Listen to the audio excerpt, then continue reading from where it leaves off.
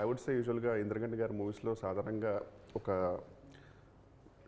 Expectation ఉంటుంది బేసిక్గా. నా ప్రకారం అయితే ఈ సినిమా చూసేటప్పుడు వాళ్ళు కూడా ఫిక్స్ అయిపోతారు దట్ విల్ మనకు తెలుసు వాట్ ఇంద్రగంటి గారు కెన్ గివ్ అని అనుకుంటారు, కానీ హీస్ గోన్ సర్ప్రైజ్.